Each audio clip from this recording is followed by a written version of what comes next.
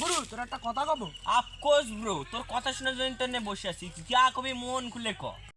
ভাই আমার বাড়িতে খুব সমস্যা হচ্ছে, জানিস তো, নুন আনতে পানটা ফুরে যাচ্ছে। তাহলে তোর মাকে বল গরম ভাত করে দিতে। একটু বোকা সুদা আছে, আমার বাড়ি বোধহয় এমনি সমস্যা চলছে, তুই আসিস আমার কারো গাছ জ্বলাতি। তা আমি ওরম ভাবে বলতে চাই নাই, তুই একবার কইছিস নুন আনতি পান্তা পুরোচ্ছে, পেঁয়াজ আনতি লঙ্কা পুরোচ্ছে, তার আনতি বাড়া পুরোচ্ছে। বড় পাগলা আছি, আমার বাড়িতে এমনি গালাগালি করছে আর বাড়ির থেকেও বের করে দিয়েছে, টাকা পয়সার সমস্যা হচ্ছে।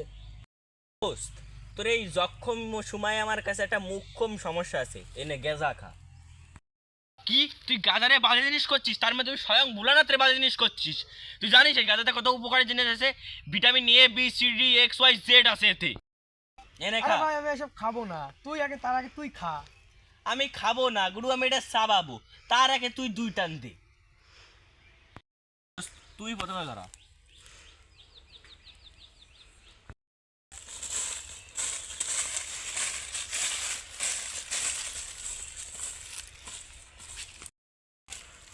এই ওই যে কারা রে?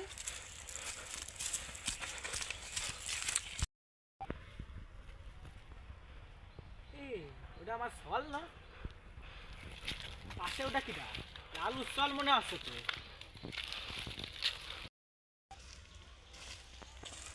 ওরে শুয়োরের বাচ্চারা, তোমরা পোগো দেওয়ার বয়সে গোগো টেনে বেড়াচ্ছ। আরে বাবা, তুমি এখানে? আমি না আসলে তোমাকে ভালো হতো না, গাঁজা টেনে বেড়াতা।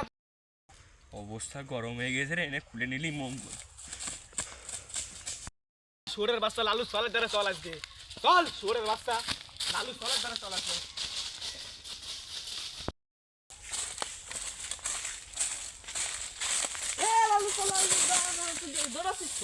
ভাই ওই বাগানের ভিতরে আমি গেঁজা খাচ্ছিলাম, আমার বাবা পাড়া ধরে ফেলাইছে বুঝলি তো।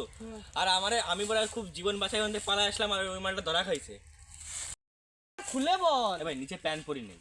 আরে আমি বলছি যে ব্যাপারটা মানে বুঝিয়ে বল। ও ওই বাগানে আমরা গেঁজা খাচ্ছিলাম, তা এবার সুমিতের বাবা চলে আসে বুঝলি তো, ওই মালটা ধরা খাই গেছে, আর আমি আমার জীবন বাঁচাতে পালাই আইছি ভাই।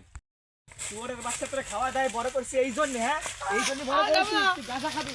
খাবো না, সত্যি করে খাবো না, খাবো না, গাঁজা খাবো না, খাবো না, বল জীবনে খাবো না, বল বল খাবো না, গাঁজা খাবো না আর বল।